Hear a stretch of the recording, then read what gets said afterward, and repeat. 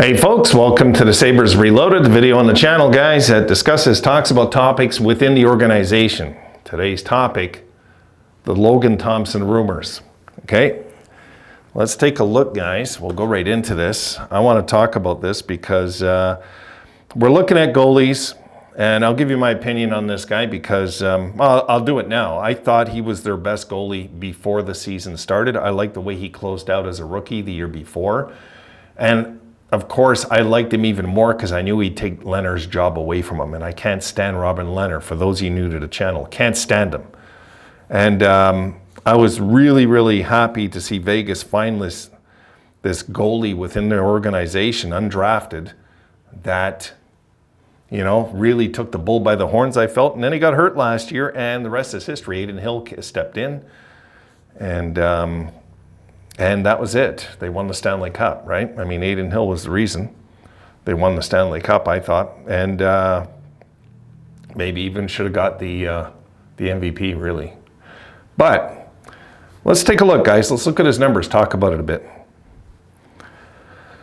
Okay, so first thing, let's take a look at the NHL totals. 57 games, a .265 goals against. But the save percentage, guys, the save percentage never lies, okay? The goals against can lie in a good team, but not the save percentage.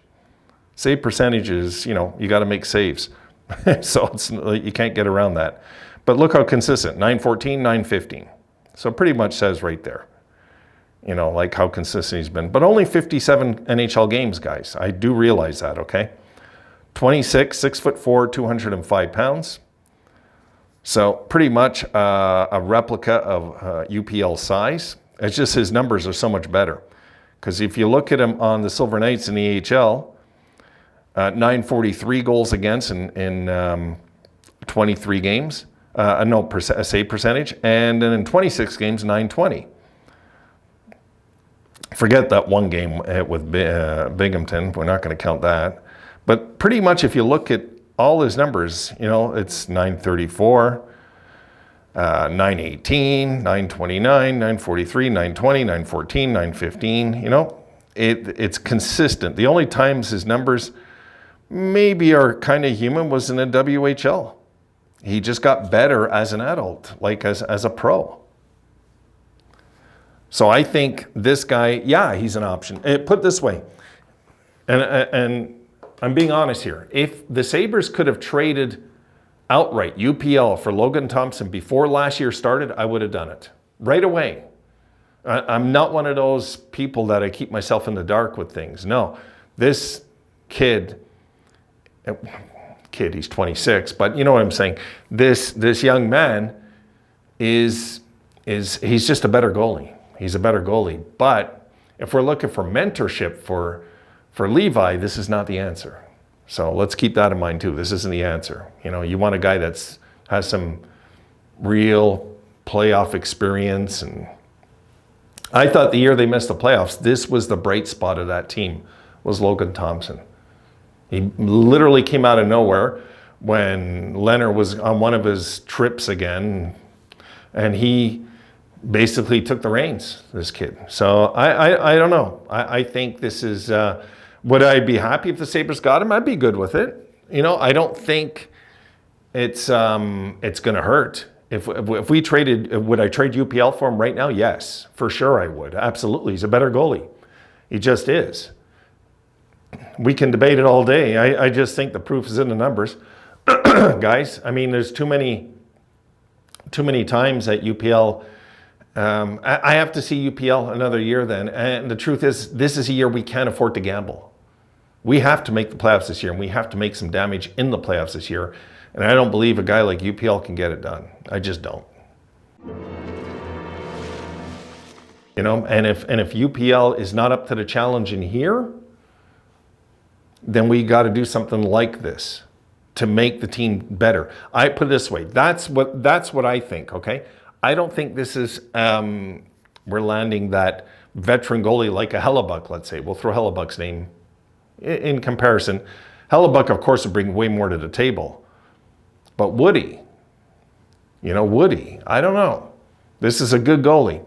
And I think at the same time, Hellebuck's going to demand so much money. It's going to be a real problem to get him locked in for even 2 or 3 years, it'll cost a ton. And I don't think the Sabres should be spending like that.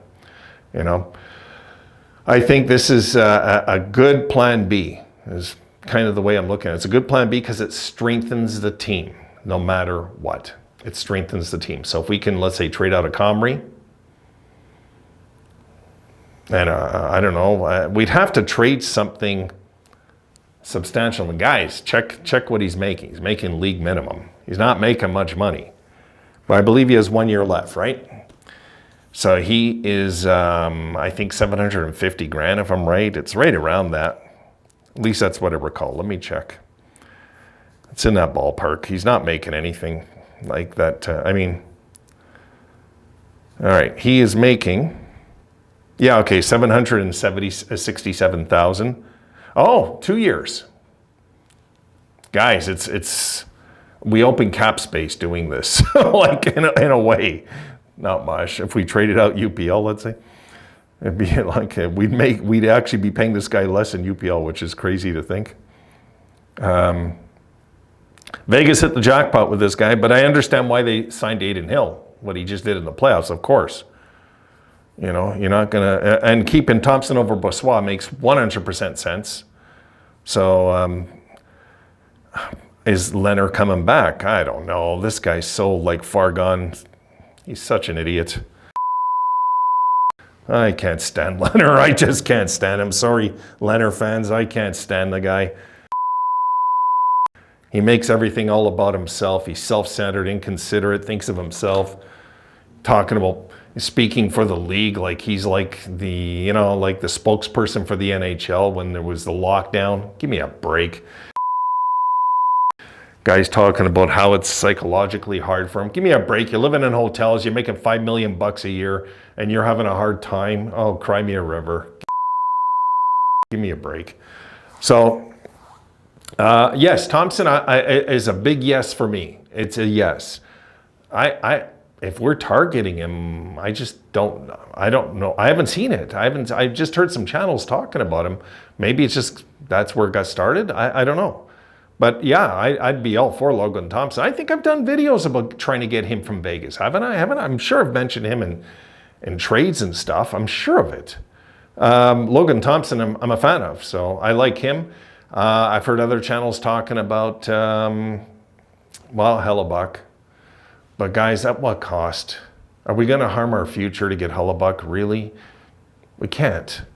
We've suffered too hard to get these kids, to just toss them away because we want to go get a new toy on the team that might break after 2 years and say, I want to leave. No, I don't want a player like this. I just don't. And a player that's going to eat up too much of the cap. Thatcher Demko, it's a good idea, $5 million. And Canuck fans are wrong if they think like he's not leaving there. They're wrong. He wants out. He's said it. It's went public before. Doesn't mean it has to be us. I could see Demko going to a team easily. What Canuck fans don't get, and they should get, is that, okay, let's say the Sabres don't jump on him in a trade. Maybe Vegas will wake up out there, or Edmonton. Demko would be a perfect fit at Edmonton. So that's just my thoughts on Demko. And then Gibson, I don't care what his numbers look like the last few years. He's an elite goalie when he's on his game. And players that, I put it this way, I don't doubt players that come to the Buffalo Sabres by their previous numbers in other teams. Goalie, forward, defenseman. I don't doubt that the Buffalo Sabres can make players better or back to what they once were once they're in our dressing room. That's how much I believe in our franchise now, guys. Yeah. So I think that for me, this is a good option though. He's cheap, he's risk-free, and we can move him no matter what. So there's no risk getting a guy like this. Just what do they want for him? That's the question mark. How much would they want for him? We'd probably be able to get him for next to nothing if we took something off their books for them. Because that's their books. Vegas don't know how to manage their money. So they will want to get rid of some money too if they send this guy over to us. But here's my thinking, guys. I'll close with this. I think Adams, when he makes, let's say the Jack Eichel, I mentioned this before in a post. Jack Eichel, when he made that deal, I'm sure he made a good ally with the Vegas Golden Knights so future trades could happen. I could see that with Adams, that he just didn't rush the Eichel thing and try and pry out of him what he wanted and never call him again. He might, as far as we know, this past draft, he might have called the Vegas table trying to make a deal with them. Who knows, right? So I think Adams is a good people person, so he keeps his contacts at bay on good terms. All right, guys, done. That's my thoughts on this one. See you in the next one.